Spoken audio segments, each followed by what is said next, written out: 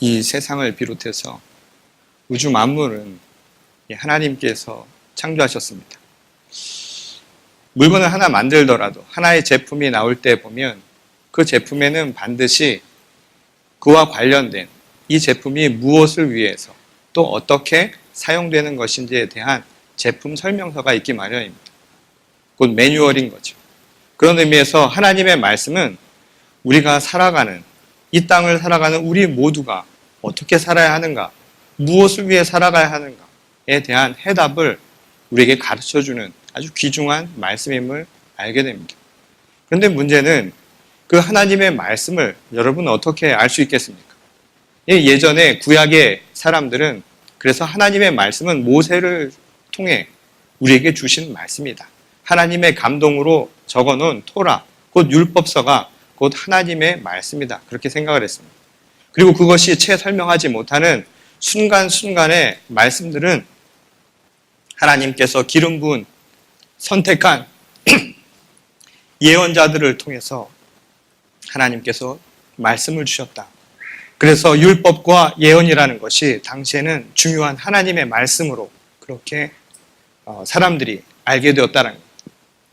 근데 그 말씀이 우리에게 살아 숨쉬며 우리에게 생명을 주시게 되죠. 그것이 완성된 것은 무엇이었습니까? 그것은 곧 2000년 전 그리스도 예수께서 우리를 찾아오시고 또 그것을 통하여서 진정한 말씀이 무엇인가, 완성이 무엇인가라는 것을 우리에게 가르쳐 주셨죠. 요한복음에 이렇게 기록되어 있지 않습니까? 그분이 태초에 말씀으로 우리와 함께 계셨고 육신의 옷을 입고 우리를 찾아오셨다. 바로 그리스도 예수께서 하나님의 말씀이다라는 사실을 우리에게 가르쳐 주십니다. 그래서 예수님께서도 우리에게 이렇게 이야기하시죠. 나는 길이요 진리요 생명이라고. 곧 우리가 어떻게 살아가야 하는지 그 길을 알려드립니다. 그리고 우리 삶의 진리가 무엇인지 분명한 이야기를 우리에게 알려주십니다. 그리고 그 이전에 율법서와 예언서가 채 우리에게 주지 못한 생명을 우리 모두에게 주십니다. 이것이 바로 예수께서 우리를 찾아오신 이유요. 또 그것이 곧 율법의 완성이자 곧 그분 스스로가 하나님의 말씀임을 우리에게 보여주는 사건이었습니다. 곧 하나님의 말씀은 예수님을 통해서 우리에게 직접적으로 보여준 것이었죠. 그래서 하나님의 말씀을 여러분 어떻게 따라 살아갑니까? 다른 것이 아닙니다. 예수님이 말씀하신 것처럼 나를 따르는 것.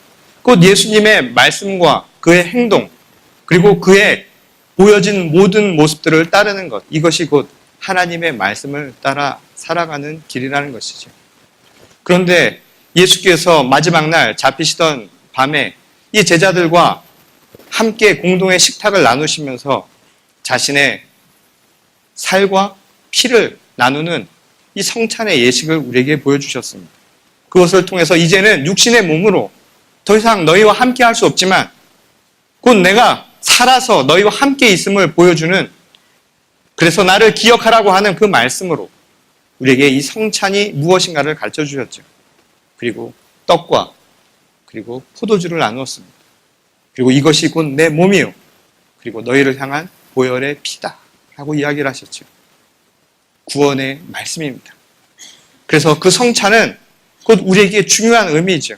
하나님의 말씀, 이 땅을 창조한, 이 땅을 움직이는 그 답이 거기에 있는데 이제 우리가 무엇을 찾아서 살아갑니까? 그것을 어떻게 할 수 있습니까? 바로 이 성찬을 통해서 하나님의 말씀을 오늘도 날마다 구할 수 있게 되었다는 겁니다. 실제로 누가복음에 보면 부활하신 예수께서 엠마오로 향해 떠나는 제자들을 찾아주시죠. 그들이 그가 누구였는지 모르지만 빵을 떼며 나눠주자 그들이 주님의 임재를 체험했다라는 이야기가 있습니다. 실제로 초대 교회가 만들어진 이후에 계속해서 하나님의 말씀을 구하는 하나의 예배 형태로 이 성찬은 아주 중요한 의미를 갖는 것이었죠. 그래서 매일 매 모임 때마다 떡을 떼고 포도주를 나누는 것은 하나님의 말씀을 만나는 아주 중요한 장소가 되었다는 겁니다. 그래서 성찬은 매 예배 때마다 이루어진 아주 중요한 기독교적 전통이요 관습이었다는 겁니다. 그런데 오늘 우리가 개신교 신도로 살아가면서 개신교 교회가 이 전통을 많이 잃어버렸죠. 오늘날에 있어서는 이 성찬 자체보다는 하나님의 말씀, 곧 선포된 말씀을 더 중요하게 여기는 게 우리 개신교의 전통인 것이 사실입니다. 곧 하나님의 말씀이 있습니다. 그 말씀은 율법과 같이 우리에게 주어진 이 성문서를 통해서, 쓰여진 문서를 통해서 주어지기도 하죠. 그리고 그것은 예수님의 활동을 통해서, 그분의 십자가 사건을 통해서 완성이 되었습니다. 그리고 그것은 성찬을 통해서 오늘날 다시 우리에게 그 의미를 가르쳐 줍니다. 그리고 선포된 말씀을 통해서 마치 그 옛날 예언자를 통해서 하나님께서 말씀해 주셨던 것처럼 하나님의 말씀이 살아있다는 것을 이 선포된 말씀을 통해서 가르쳐 주시기도 하는 것이죠. 그런 의미에서 오늘날 말씀의 가장 중요한 이 두 가지 핵심은 곧 성찬과 곧 선포된 말씀, 바로 이 설교라고 이야기를 할 수 있을 겁니다. 그런데 우리 개신교에서요, 이 또 다른 말씀의 중요한 의미인 이 성찬의 의식을 잃어버리고 있지요. 많은 교회에서 1년에 2번 합니까? 잊을만 하면 한 번 하고 잊을만 하면 한 번 하게 됐습니다. 왜 그렇게 되었을까요? 저희도 성찬을 매 한 달마다 할까요? 이야기를 했더니 많은 분들이 무슨 얘기를 하냐면 한 달 자주 옵니다. 그거 해보면 알겠지만 정말 한 달 자주 오죠. 실제로는 매 모일 때마다 주님을 기억하라고 하신 것 아닙니까? 주님이 주신 유언이잖아요. 아주 중요한 것 아닙니까? 그럼에도 불구하고 매주 지키는 건 고사하고 한 달에 한 번 지키는 것도 어려운 게 오늘날 현실입니다. 그리고 그것에 대한 의미도 교회가 만들어져 가면서 점차 변화되고 다양화되었지요. 그것이 바로 오늘날 우리가 가지고 있는 오늘 모든 그리스도 교회의 모습이라는 거죠. 오늘은 세계 성 만찬주일입니다. 이 전 세계의 모든 기독교 교회들이 함께 어우러져서 하나의 성만찬 예식을 드리는 주일이기도 하죠. 서로 다르고 서로 방식도 다르고 의미도 조금 제각각 다르고 그리고 횟수도 다르지만 오늘 이날만큼은 우리가 하나 되어서 그리스도의 형제요 자매라는 사실을 주님 앞에 고백하는 아주 귀중한 주일입니다. 오늘 이 세계 성만찬 주일의 기원은 1982년이죠. 남미의 이 페루라고 하는 나라의 수도가 리마라는 곳이 있습니다. 그곳에서 세계교회협의회 WCC가 열리게 되고 그곳에서 모두가 하나 되는 성만찬 예식에 대한 의미를 담은 예식서를 내놓음으로써 이 성만찬 주일이 시작되었습니다. 10월 첫 번째 주일을 바로 세계 성만찬 주일로 지키는 것이죠. 많은 교회들이 세계 성만찬 주일을 지키는 교회가 있습니다. 저희 교회도 그 중에 하나이지요. 이 성만찬 예식서를 통해서 우리는 오늘 진정한 성만찬의 의미가 무엇인가 한번 살펴보려고 합니다. 우리가 그동안 들었던 설교를 통해서 선포된 말씀이 아니라 과연 성만찬이라고 하는 것, 그리고 세계 모든 교회들이 함께 하나 될 수 있는 성만찬의 의미가 무엇인가, 오늘 그것을 함께 나눠보려고 합니다. 이 첫 번째로 이 성만찬 예배, 성만찬 의식은 바로 하나님 앞에 드리는 감사의 의미를 담고 있습니다. 여러분, 성만찬은 다른 것이 아니라 우리가 받은 은혜를 하나님 앞에 돌려드리는 시간입니다. 하나님께서 독생자 예수 그리스도를 통하여서 우리를 살리시고 또한 세상 모든 만물을 창조하시고 우리가 살아가는 이유와 목적과 그리고 방향을 알려주셨습니다. 오늘 그것을 향해서 감사드리는 시간입니다. 이 성만찬, 이 시간은 여러분 감사의 시간입니다. 한번 생각해 보세요. 누군가 내 삶에 필요한 지팡이가 되어주고 누군가 내가 가야 할 길을 알려준다면 얼마나 감사하겠습니까? 오늘 그리스도 예수께서 우리에게 길과 진리로 찾아오셨습니다. 무엇보다 대속의 은혜로 우리를 구원하셨습니다. 오늘 이 예배는 그런 의미에서 감사의 예배라는 사실입니다. 오늘 감사하는 마음을 가지시기 바랍니다.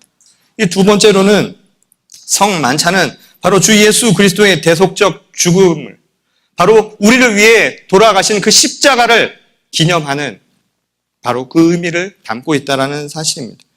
예수께서는 죽음이 가까워오자 이 제자들을 모아놓고 함께 공동의 식탁을 나누셨습니다.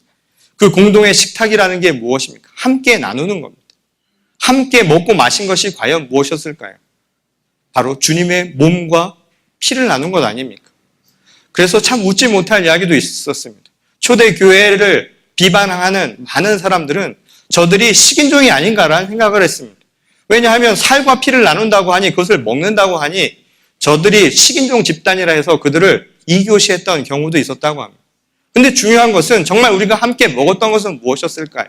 그 식탁 공동체를 통해서 함께 기념하고자 했던 것은 무엇이었을까요? 빵이 아닙니다. 그리고 단순한 포도주가 아니죠. 저 어렸을 때 이 시골 교회, 그 개척교회에 있었는데 그 목사님이요. 포도주를 1년 전에 담그십니다. 성찬 예배를 위해서. 센 걸로다가.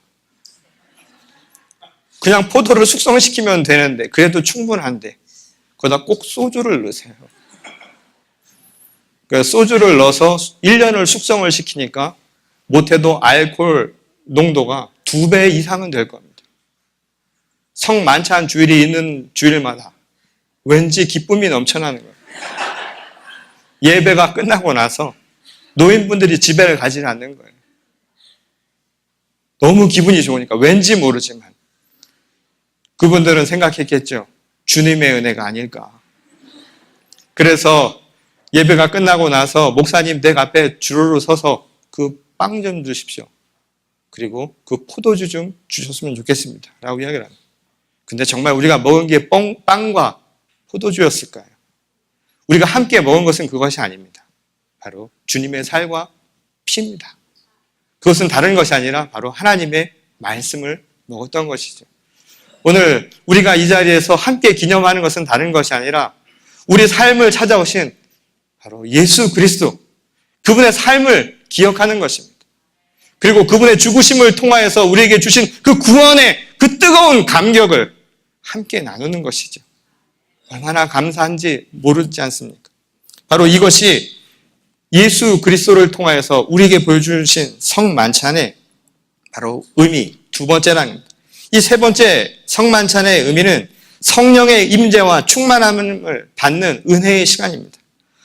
예수 그리스도께서 이 땅을 떠나시면서 우리에게 주신 것이지요. 제자들에게는 성만찬을 행하라고 이야기했습니다. 그리고 우리에게 이야기하기를 이제 하나님의 말씀을 어떻게 할 수 있습니까? 성만찬을 통하여서 하나님을 기념합니다. 그리고 그 말씀은 이제 우리 안에 새겨진 성령 하나님을 통해서 교통할 수 있습니다. 라고 가르쳐 주셨습니다. 오늘 이 성만찬의 예배는 그런 의미에서 성령의 임재를 체험하는 것입니다.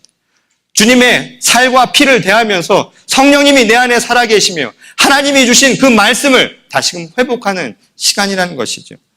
곧 성령의 충만함을 이 시간 누리시기 바랍니다. 채워지는 것은 빵이 아닙니다. 우리 안에 채워지는 것은 와인이 아닙니다. 진정으로 우리 안에 채워지는 것은 바로 성령으로 충만해져야 한다는 것이죠. 이것이 바로 성만찬 예배의 핵심이라는 겁니다. 이 네 번째로 성만찬 예배의 의미는 바로 성도의 교제를 나누는 자리입니다. 우리가 함께 형제 자매가 되어서 교제의 시간을 갖는 것이죠. 여러분, 우리가 너무나 다르지 않습니까? 같은 배에서 났는데도 서로 다르지 않습니까? 피부와 인종과 그리고 출신과 문화적 배경이 다 다르지만 우리는 그리스도 안에서 한 형제, 한 자매가 되는 것입니다. 우리가 어떻게 해서 한 형제, 자매가 될 수 있을까요? 그것은 다른 것이 아닙니다. 그리스도의 보혈로 말미암아서 우리는 한 형제, 자매가 될 수 있다는 것입니다. 오늘날 많은 교회가 얼마나 서로 다름을 통하여서 싸우고 분열하고 분쟁하고 있습니까? 성만찬을 하면서 얼마나 그런 일들이 벌어지고 있습니까?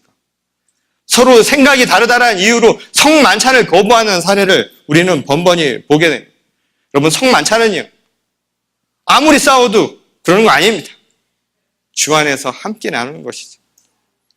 제가 결혼을 하려고 했더니 저희 부모님이 그런 이야기 합니다. 한 가지 당부하겠다고. 니네 아무리 싸우더라도 밥은 같이 먹으라고. 그런 말 들어보셨나요? 어르신들 들어보신 분들 많을 거예요. 아무리 싸워도 밥은 같이 먹으라고.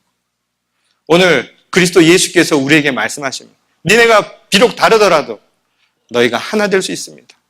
성만찬을 통해서 이 식탁의 교제를 통해서 우리는 한 형제, 한 자매가 되었다는 것입니다. 우리 서로 한번 인사해 볼까요? 당신은 나의 형제입니다. 당신은 나의 자매입니다. 한번 같이 양옆으로 인사해 주시기 바랍니다.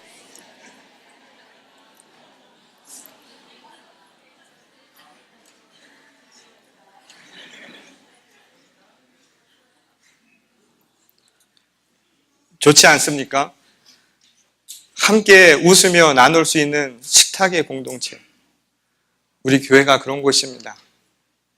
그래서 우리가 식구입니다. 식구. 식구가 무슨 뜻입니까? 이 밥식자의 입구자 아닙니까? 밥 같이 먹는 거예요. 우리가 밑에서 진짜 밥만 같이 먹는 줄 아십니까? 아닙니다. 오늘 우리가 함께 음식을 나누는데 그 음식은 다른 게 아니라 생명의 양식을 함께 나누는 겁니다. 그래서 우리는 한 가족입니다. 오늘 이 성만찬을 통해서 우리가 한 가족임을 함께 재확인하시고 서로를 섬기며 사랑하고 그동안 소원했던 것들이 있다면 다 화해하시는 이 시간이 되시기를 바랍니다. 오늘날 국가와 민족 간에 수많은 분열이 있습니다. 한국과 미국 사회에서는 서로 간에 분열과 갈등의 골이 깊어진 상황들을 보게 됩니다. 그 모두에게 오늘 하나님께서 이 식탁을 통하여서 우리에게 손을 내밉니다. 너희는 내 안에 한 지체들이니 서로가 서로 섬기며 사랑하라고 말씀합니다. 성만찬은 바로 사랑의 시간이라는 것이죠. 이 마지막 5번째로 성만찬은 오늘 우리에게 앞으로 일어날 사건들을 이야기해 줍니다. 곧 성만찬의 의미는 앞으로 천국에서 우리가 맞이하게 될 천국 잔치의 기쁨을 미리 가르쳐 주는 것입니다. 오늘 우리들이 이 자리에서 나누는 성만찬은 오늘 잠시 예수 그리스도를 기억하고 끝나는 것이 아닙니다. 오늘 성만찬에 초대된 여러분 모두는 언젠가 예수 그리스도를 다시 만날 그날에 함께 나눌 기쁨을, 구원의 확신을 나누는 아주 기쁨의 시간이라는 겁니다. 오늘 여러분들은 초대되었습니다. 이 구원의 시간에 초대된 여러분들을 다시 한번 주님의 이름으로 축복합니다. 오늘 우리는요, 다시 만날 겁니다. 언젠가 그날에 다시 만나는 겁니다. 헤어짐 속에서 아프고 어려울지라도 우리가 언젠가는 그 식탁의 공동체를 다시 나누리라는 기쁨, 바로 이것이 바로 식탁 공동체입니다. 지금은 내가 다시 만나기 어려운 순간이 있을지라도 우리가 언젠가는 헤어져서 언젠가는 이별의 순간을 맞이할지라도 분명 하나님은 약속하십니다. 구원의 그날 우리 모두 다시 만날 소망을 바로 이 성만찬을 통해서 알려주시는 겁니다. 기쁘지 않습니까?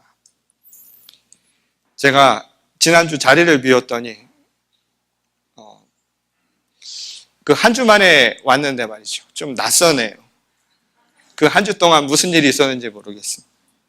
지난주 저희 큰딸 아이를 이 대학 기숙사에 보내느라고 이 샌디에고를 다녀왔습니다.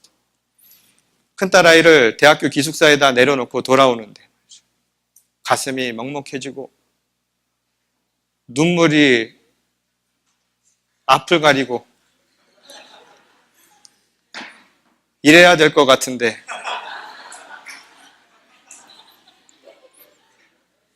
굉장히 시원하더라고요.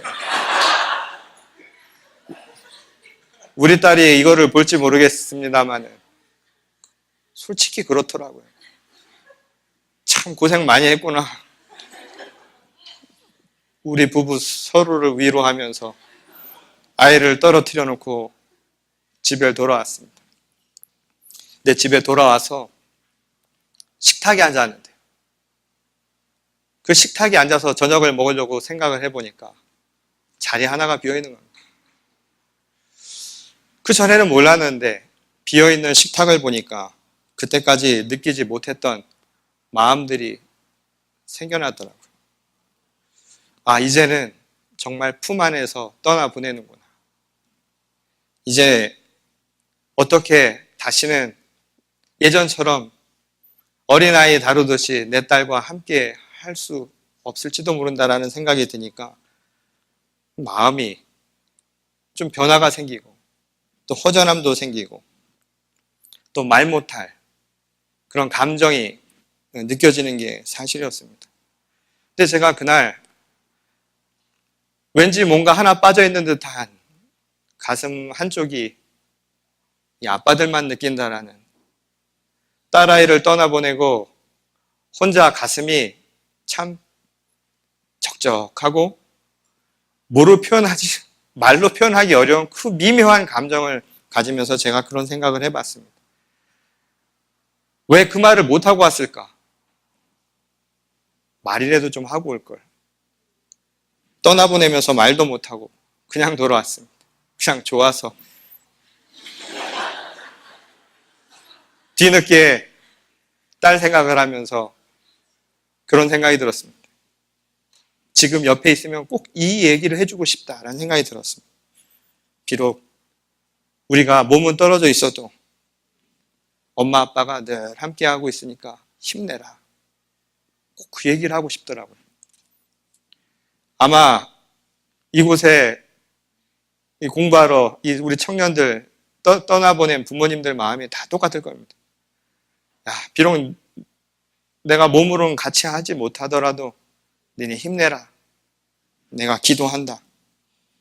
그리고 두 번째로 또 어떤 생각이 들었냐면 저희 집사람은 그런 이야기를 하더라고요. 저희 딸한테.